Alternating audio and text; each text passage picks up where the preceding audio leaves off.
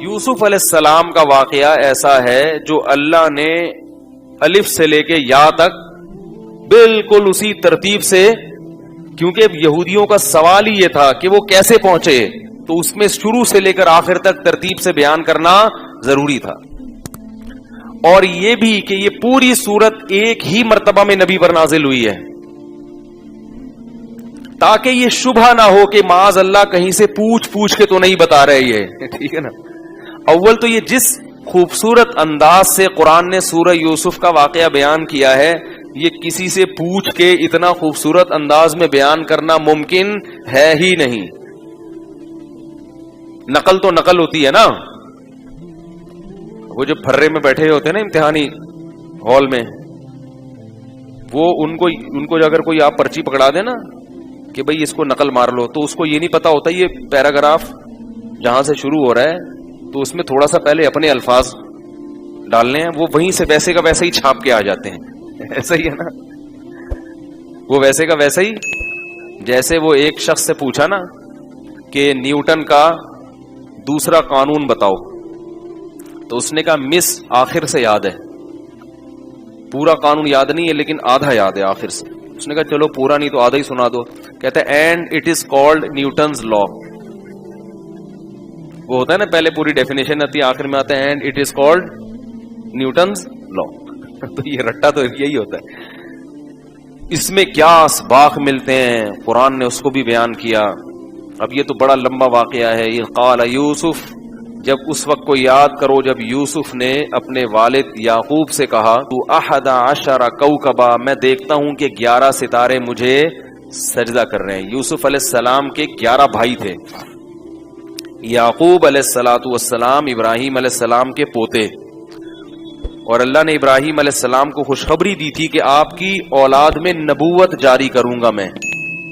تو یعقوب علیہ السلام کی 2 بیویاں تھیں، ایک سے حضرت یوسف علیہ السلام اور بنیامین پیدا ہوئے، اور دوسرے سے باقی بھائی پیدا ہوئے. تو یہ والی جو زوجہ تھیں یا تو یہ نیک زیادہ ہوں گی، ان کے بطن سے اللہ نے زیادہ نیک بچے پیدا کر دیے. تو یہ جو ان میں یوسف علیہ السلام تھے، ان کے بارے میں حضرت یعقوب کو امیدیں تھیں کہ اس بچے میں کچھ ایسی صلاحیت کے آثار لگ رہے ہیں کہ یہ میرا والی وارث بنے گا، اور اللہ نبی کس کو بنائیں گے؟ اس کو بنائیں گے. اور پھر ایک دم یوسف علیہ السلام کو بچپن میں بہت ہی اچھا خواب آ گیا کہ 11 ستارے اور سورج اور چاند مجھے سجدہ کر رہے ہیں. یوسف علیہ السلام نے بتایا کہ میں نے خواب دیکھا 11 ستارے سجدہ کر رہے ہیں. تو یعقوب علیہ السلام سمجھ گئے کہ یہ خواب معمولی نہیں ہے، یہ اللہ تعالیٰ اس میرے بیٹے کو نوازنا چاہتے ہیں. اور یہ بھی بتا دیا کہ یہ خواب بھائیوں کو مت سنانا، تمہارے خلاف تدبیریں کرنا شروع کر دیں گے. اس سے پتا چلا کہ جس سے ذرا سا بھی حسد کا اندیشہ ہو، اپنی نعمت اس کے سامنے بیان. لوگ بڑی شو بازیوں میں لگے رہتے ہیں، ابے تجھے پتا ہے میں نے یہ گاڑی خریدی، ابے تجھے پتا ہے میں نے بحریہ ٹاؤن میں پلاٹ. بھائی ہر آدمی خوش نہیں ہوگا آپ کی باتیں سن کے. بہت سے بولیں گے یار ہم بھی تو پٹیل پاڑے میں بیٹھے ہوئے اور یہ بحریہ ٹاؤن پہنچ گیا. وہ دل میں اس کے نفرتوں کے جذبات پیدا ہوتے ہیں. تو انہوں نے بتا دیا کہ نعمت کا اظہار ان کے سامنے مت کرنا. اس سے بھی پتا چلا کہ اگر بھائی کے دل میں جیلسی ہے، اس کے سامنے بھی زیادہ شو بازی، جب بھی اس سے ملو ایسے ہی ملو جیسے تمہارے پاس کھانے کو روٹی بھی نہیں ہے. سمجھتے ہو نا، تاکہ وہ طرز کھا کے جیب سے 50 روپے نکال کے تمہیں دے دے. ورنہ سب بھائی ایسے نہیں ہوتے. جس میں اگر حسد ہے تو پھر اس کے ساتھ ایسا مسئلہ ہے. تو اللہ تعالیٰ نے وہ کیا ہوا ہے کہ یعقوب علیہ السلام نے بتایا کہ مجھے لگتا ہے کہ اللہ جو ابراہیم علیہ السلام اور ان کی آل اولاد پہ اللہ نے نعمت کی تھی نا، وہ اللہ کس پہ کرے گا؟ تمہارے ذریعے سے مکمل کرے گا. میں نے ایک دفعہ اس موضوع پر مستقل بیان کیا ہے کہ اللہ نے جہاں بھی کسی بڑی شخصیت کو نوازا ہے نا، تو نیک اولاد دے کے نوازا ہے. اولاد کی اتنی بڑی ویلیو ہے اسلام میں، پیسے دے کے نہیں کیا. نیک کیا دی ہے؟ اولاد دی ہے. تو اولاد بہت اہم چیز ہے، اور آج کل لوگ اسی کے روکنے میں لگے ہوئے ہیں کہ نہ ہو. یہ آخرت میں پتا چلے گا کتنا نقصان ہے اس کا. خیر، تو بھائیوں نے پروگرام بنا لیا. ان کو تو خواب کا پتہ نہیں تھا، پھر بھی جلتے رہتے تھے. تو ایک دن بیٹھ کے تنگ آئے، کہنے لگے کہ ابا جتنی محبت اس سے کرتے ہیں اتنی محبت ہم سے نہیں کرتے. جبکہ ہم طاقتور ہیں، جوان ہیں، ابا کے زیادہ کام آ سکتے ہیں. اور پھر انہوں نے پروگرام بنایا کہ اس بھائی کو کنویں میں قتل، پہلے تو پروگرام بنایا قتل کر دو، پھر کہا نہیں بھائی ابا سے دور کرنا ہے نا تو قتل کی کیا ضرورت ہے، کنویں میں ڈال دو، کوئی مسافر آئے گا اٹھا کے بازار میں لے جا کے. اس زمانے میں غلاموں کی خرید و فروخت ہوتی تھی، جس کا کوئی والی وارث نہیں ہوتا اس کو غلام بنا کے بیچ دیتے تھے لوگ، تو لے جا کے کنویں میں ڈال دیا. قرآن کہتا ہے کہ ایک قافلہ گزرا پانی نکالنے کے لیے، یا بشرا ھذا غلام، بڑا خوش ہوا کہ یہ تو خوبصورت بچہ ہے. لے جا کے جلدی سے دیکھا کوئی دیکھ تو نہیں رہا، اور مصر کے بازار میں لے جا کے اس کو جلدی سے جان چھڑانے کے لیے کم پیسوں میں فروخت کر دیا، اس لیے کہ کہیں اصل مالک نہ آ جائے تو جان چھڑاؤ. فراڈی لوگ ہر دور میں ہوتے ہیں کہ بھائی کوئی دیکھ تو نہیں رہا، کسی کی گھڑی ملی ہے دیکھ تو نہیں رہا، بس پہنا دو کسی کو. تو وہ یوسف علیہ السلام اس طرح بازار میں چھوٹے تھے اس وقت، فروخت ہوتے ہوتے کہاں پہنچے؟ بادشاہ کے دربار میں پہنچے. بادشاہ نے کہا ہم اس کو اولاد بنا لیتے ہیں، اولاد نہیں ہوگی اس کے، یا اس کو خدمت کے لیے رکھ لیں گے. وہ اس وقت چھوٹے تھے. فلما بلغ اشدہ، اللہ فرماتے ہیں جب جوانی کو پہنچے ہیں تو یوسف علیہ الصلوۃ والسلام کا جو حسن تھا نا وہ معجزہ تھا. معجزہ کسے کہتے ہیں؟ کہ جس کی کوئی سائنٹیفک لاجک نہ ہو. سمجھ رہے ہیں؟ یعنی ایسا کام جو اگر آپ اس کے اسباب تلاش کریں گے تو اسباب اس کے وہ اللہ کی کلمہ کن کی قدرت سے ہوتا ہے. نہیں یاری بات میرا خیال. بھائی موسیٰ علیہ السلام لاٹھی کو زمین پہ پھینک کے سانپ بن جاتی تھی. پوری دنیا کے سائنسدان اس بات کو تسلیم نہیں کریں گے کہ لاٹھی کیا بن سکتی ہے؟ سانپ. جادوگروں نے جو لاٹھی زمین پہ پھینکی تھی قرآن کہہ رہا ہے وہ سانپ نہیں بنی تھی. یخیل الیہم، لگ ایسا رہا تھا کہ سانپ بن گئی ہے. جادوگر نظر کا دھوکہ کرتا ہے، چیزوں کی حقیقت کو تبدیل نہیں کرتا. اس پر میرا ایک مستقل بیان ہے، کیونکہ یوٹیوب پہ کلپ آنا شروع ہو جائیں گے کمنٹس کے نہیں ہو جاتی ہے، تو پورا میرا مدلل بیان ہے کہ جادو سے کسی چیز کی حقیقت تبدیل نہیں ہوتی. اس میں ہمارے ہی بعض اکابر اس طرف گئے ہیں کہ حقیقت چینج ہوتی ہے، تو میں نے ان کے دلائل کے جوابات بھی اس بیان میں دیے ہیں، اور دوسرے ان اکابر کا حوالہ دیا کہ جو اس کو نہیں مانتے ان کے دلائل مضبوط ہیں. تو موسیٰ علیہ الصلوۃ والسلام کا جو لاٹھی کا سانپ بننا تھا اس کی کوئی لاجک بس وہ اللہ نے بنا دیا. تبھی جادوگر فوراً ایمان بھی لیا کہ یہ کیسے ہو گیا بھائی، یہ تو ہو ہی نہیں سکتا. تو یوسف علیہ السلام کا جو حسن تھا وہ کوئی وجہ نہیں تھی. جیسے ہوتا ہے نا انسان کی خوراک اچھی ہوتی ہے تو پھر اس کے چہرے پہ ایک رونق آ جاتی ہے وغیرہ وغیرہ. یہ معجزہ کہتے ہیں کہ ایسا کام کرنا جس سے دنیا کیا ہو جائے؟ عاجز، یعنی تصور سے بالا تر. تو اللہ تعالیٰ نے آپ کو بطور معجزے کے حسن دیا تھا، ایسا حسن کہ آپ اس کا معجزہ کا تو مطلب یہی ہے کہ آپ اس کا تصور کر ہی نہیں سکتے، اس کو ڈیفائن نہیں کر سکتے آپ. کتنا زیادہ حسن تھا. ہمارے نبی صلی اللہ علیہ وسلم نے اس کو سمجھایا ہے. فرمایا کہ جب میں معراج میں یوسف علیہ السلام سے ملا تو میں نے دیکھا کہ اس کائنات میں اللہ نے جتنا حسن تقسیم کیا ہے نا انسانوں میں، ان میں سے آدھا اکیلے یوسف علیہ السلام کو ملا ہے. یعنی جتنے حسین مرد اور عورتیں دنیا میں گھوم رہے ہیں نا، یہ اس آدھے کو تقسیم ہو کے یہ ناکیں اور آنکھیں اور پلکیں لگی ہوئی ہیں جا کے. سمجھ میں نہیں آ رہی بات؟ اس پہ یہ اس تقسیم ہونے کے بعد کتنے کروڑ ارب حصے ہوئے ہوں گے نا اس حسن کے. تو ذرہ ذرہ آیا ہے لوگوں کے حصے میں جس پر وہ اتنا اتراتے پھرتے ہیں. کوئی فلم کا ہیرو بن گیا، کوئی ہیروئن بن گئی، کوئی کہہ رہا ہے مجھے بھی ماڈلنگ کے لیے رکھو، کوئی کہہ رہا ہے کہ مجھے جناب. وہ ہر آدمی کا اپنا ایک وہ ہے کہ وہ اپنی ماڈلنگ کر رہا ہے، کوئی پوز بنا رہا ہے، کوئی بنیان اتار کے گھوم رہا ہے. بس نہیں چل رہا کہ شلوار اتار کے گھومے ان لوگوں کا. تو ایسے پاگل ہو جاتے ہیں جن کو تھوڑی سی وہ مل جائے نا، کوئی تھوڑی سی. تو یہ سب اس آدھے حسن کو جو تقسیم کر کے اللہ نے دیا نا، اس میں سے کیا ہے؟ کروڑواں حصہ. یوسف علیہ السلام کو اکیلا کیا ملا؟ آدھا اللہ نے یوسف علیہ. معجزہ تھا کہ دیکھو یہ خود سے نہیں ہو سکتا، یہ انسانوں کے بس کی بات نہیں ہے، یہ اللہ کی طرف سے کیا ہے؟ سلیکشن ہے. اب ظاہر اتنے خوبصورت کڑیل جوان جب جوانی کی دہلیز پہ قدم رکھا تو قرآن میں آتا ہے کہ جو بادشاہ کی بیوی تھی وہ ان کے اوپر عاشق ہو گئی اور دروازے بند کر کے برائی کی دعوت دی. پیغمبروں میں 40 مردوں کے برابر قوت ہوتی ہے. کوئی بھی پیغمبر کمزور اور ابھی جوان ہوئے ہیں. تو آپ سوچیں کہ یوسف اور بادشاہوں کی بیویاں اکثر خوبصورت ہوتی ہیں. بادشاہ لوگ کبھی بصورت عورت سے نکاح یعنی قوم کی بہت ہی خوبصورت ترین عورتوں سے نکاح کرتے ہیں وہ. تو قرآن کے الفاظ دیکھو جو قرآن بتا رہا ہے. وَلَقَدْ هَمَّتْ بِهِ وَهَمَّ بِهَا, فرمایا دل میں خواہش یوسف کے بھی پیدا ہوئی اور اس کے تو تھی.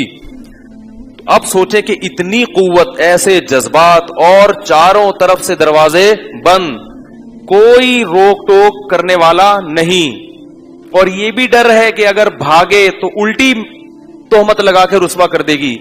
ایسی شدید آزمائش میں یوسف علیہ السلام کو جب اس نے گناہ کی طرف بلایا ہے تو کیا کہتے ہیں؟ معاذ اللہ, اللہ کی پناہ, انہ ربی احسن مثوایا, وہ میرا رب ہے کنویں سے نکال کے اس نے مجھے محل میں ٹھکانہ دے دیا. انہ لا یفلح الظالمون, ایسے ظالموں کو کامیابی نہیں ملتی. کیسے جرم کر لوں میں؟ دیکھو یہ بھی تو کہہ سکتے تھے کہ ڈلوایا بھی میرے رب نے کنویں میں ہے بھائی, اور میں تو مسافر ہوں, میں نے تو بڑی ٹینشن میں زندگی گزاری. جب گناہ کرنا چاہتا ہے نا انسان, شیطان اس کو 100 راستے دکھا دیتا ہے. آج لوگ یہی سوچ سوچ کے شرابیں بھی پی رہے ہیں اور زنا بھی کر رہے ہیں کہ مجبور ہیں, ڈپریشن ہے, ایکچولی آج کل نیند نہیں آتی, ایکچولی ٹینشن اتنی ہو گئی ہیں, یہ ہو گیا ہے, شادیاں مشکل ہو گئی ہیں, تو زنا کی طرف جاتے ہیں. اللہ نے اس واقعے میں بتا دیا کہ اگر کوئی گنجائش ہوتی تو سب سے پہلے کس کے لیے ہوتی؟ یوسف علیہ السلام کے لیے. ان کو تو نکاح کا بھی دور دور تک امکان نہیں تھا نا, اجنبی ملکوں میں کون رشتہ دیتا ہے. لیکن کیا کہہ رہے ہیں؟ انہ ربی احسن مثوائے, وہ میرا رب ہے جس نے مجھے اچھا ٹھکانہ دیا. اللہ کی پناہ, اور جتنا اپنے اختیار میں تھا کہ یہاں سے میں بھاگوں, وہاں سے بھاگنا شروع کر دیا. اب دروازے بند ہیں, بھاگنے کا فائدہ نہیں ہے, لیکن پھر بھی بھاگ رہے ہیں. یہ اللہ تعالیٰ تاریخی واقعہ نہیں بتا رہے, یہ بتا رہے ہیں کہ زنا معمولی جرم بولو بھائی نہیں ہے. اور یہ بھی بتا رہے ہیں کہ یوسف علیہ السلام جوان تھے, دل ہر ایک کا کرتا ہے برائی کرنے کا. بعض لوگ کہتے ہیں نا دل اتنا چاہ رہا تھا تو برائی کر لی. بھائی دل اگر چاہنا ختم ہو جائے گا تو پھر ثواب نہیں ملے گا. مرد ہے تو دل تو چاہے گا, دل کی خواہشات پہ کیا رکھنا ہے؟ اللہ کے لیے پاؤں, تبھی اللہ پھر نوازیں گے اس کو. میں اکثر بیان میں ایک بات کہتا ہوں نا کہ جس کو زنا کا موقع ملا, میں نے کئی واقعات سنا ہے, اس پر ابھی میں ریپیٹ نہیں کروں گا, جس کو زنا کا موقع ملا نا اور وہ بھاگ گیا, اس کو اللہ نے دنیا میں بھی بہت نوازا ہے, آخرت میں تو اللہ بہت ہی نوازیں گے. حدیث میں آتا ہے اب خاص لاکھوں کروڑوں لوگوں میں سے اس کو بلا کے اپنے عرش کے سائے میں جگہ دیں گے کہ یہ وہ نوجوان ہے جس کو موقع ملا تھا, کوئی روک ٹوک کرنے والا نہیں تھا, مگر میرے خوف کی وجہ سے یہ اس برائی سے رک گیا. اور اگر کر لیا یہ جرم تو زنا کی 2 سزائیں ملتی ہیں, ایک تو جہنم کی آگ, اور اگر اسلامی حکومت ہو تو چوک پہ کھڑا کر کے کوڑے. وہ والی سزا تو آج کل شارٹ ہے مارکیٹ سے, ٹھیک ہے نا, بلکہ اور عزت بڑھ جاتی ہے کہ بڑے لبرل سے آدمی ہے یہ. پہلی سزا کیا ہے؟ جہنم کی آگ. اور دوسری, دنیا میں اللہ اس کا سکون چھین لیتے ہیں, اس کو گھر بار اور بیوی بچوں کی جو فطری لذت ہے, گھر کی جو فطری لذت ہے, گھر بار آدمی کو فیملی میں بڑا مزہ آتا ہے, یہ لذت اور یہ نعمت اللہ اس سے چھین لے. ایک خاتون کا میرے پاس بہت فون آتا ہے, پریشان ہے, کسی باہر ملک میں رہتی ہے, میرا شوہر زنا میں لگ گیا, میں کیا کروں, یہ بہت پریشان. میں نے کہا کرنے دو, تھوڑے دن گزریں گے, جب بڈھا ہوگا نا تو خود ہی اس کو اللہ دنیا میں کیا دے دیں گے؟ عذاب. یہ ساری حسینائیں بھاگ جائیں گی, ایسا تڑپے گا نا, کیونکہ اس نے اپنی جوانی کو ان گندگیوں میں ڈال دیا, تو اللہ اس کو جو ایک بچوں کے دل سے عظمت نکل جائے گی. جیسے بوڑھے باپ کا بچے احترام کرتے ہیں اور بوڑھے باپ کا جو ہے نا خیال کرتے ہیں, بیوی کے دل سے بھی عظمت ختم. تو میں نے کہا سب سزا دنیا میں مل جائے گی. تو یوسف علیہ السلام بھاگے, دروازہ وہ بادشاہ نے کہیں جا کے دروازہ کھولا ہوگا اور یہ نکلے باہر.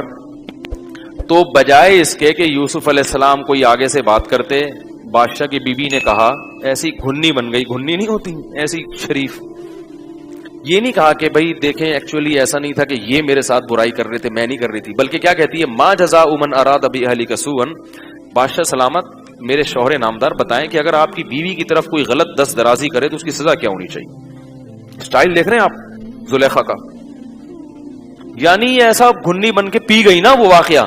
بھائی پہلے الزام لگاؤ, اس کے بعد بات کرو نا آگے. اس کو کہتے ہیں 1.5 ہوشیاری. کہ اس طریقے سے بات کرو کہ سامنے والا 100% مجھے سچا سمجھے اور وہ اس بحث میں پڑے ہی نہیں کہ غلطی کس کی تھی, وہ اس میں سوچے کہ ان کی سزا کیا ہونی چاہیے, اس میں ڈال دو اس کو. ما جزاؤ, کہنے لگی کہ آپ کے بیوی کی طرف کوئی شخص اگر بری نیت سے دیکھے تو بتائیں اس کی سزا کیا ہونی چاہیے. یوسف علیہ السلام فوراً بول اٹھے, ہی راودتنی عن نفسی, یہ جھوٹ بول رہی ہے, اس نے مجھے ورغلانے کی کوشش کی ہے. اور بادشاہ کی بھی بے عزتی تھی اس میں کہ وہ اپنی بیوی کو برا سمجھے. اللہ تعالیٰ نے یوسف علیہ السلام کی برات کا اعلان ایسے کیا کہ وہ بھاگتے ہوئے, وہ اس نے کرتا پکڑنے کی کوشش کی تو وہ پیچھے سے پھٹ گیا کرتا. تو وہیں کہ کسی نے کہا کہ بھئی یہ کرتا پیچھے سے پھٹنا اس کی علامت ہے کہ شرارت کس کی ہے. تو بادشاہ کو اپنی بے عزتی کا بڑا خطرہ ہوتا ہے. بادشاہ لوگ اپنی بیویوں کو ایسے سزا نہیں دے سکتے, کیونکہ سزا دیں گے تو لوگ بولیں گے اچھا اس کا مطلب ہے نہ طلاق دے سکتا ہے نہ سزا دے سکتا ہے. طلاق دے گا تو لوگ بولیں گے کہ یار یہ یہی غلطی تھی. تو بادشاہ ہو گیا, اس کی بیوی جناب ایسی حرکتیں کر رہی ہے, بہت بدنامی ہوتی ہے. تو سیاست سے کام لیا بادشاہ نے. بادشاہ نے کہا مٹی پاؤ. بادشاہ نے کیا کیا, جو ہوا سو ہوا, مٹی پاؤ, بات نکلنے نہ پائے کہیں سے. یوسف اعرض عن ھذا, اے یوسف جان دے. اعرض عن ھذا کا مطلب کیا ہے, اور رہن دے, جان دے, مٹی پاؤ, ہو گئی غلطی ہو گئی یار, ٹھیک. واستغفری لذنبک, اور اپنی بیوی سے کہہ رہا ہے تو بھی توبہ استغفار کر.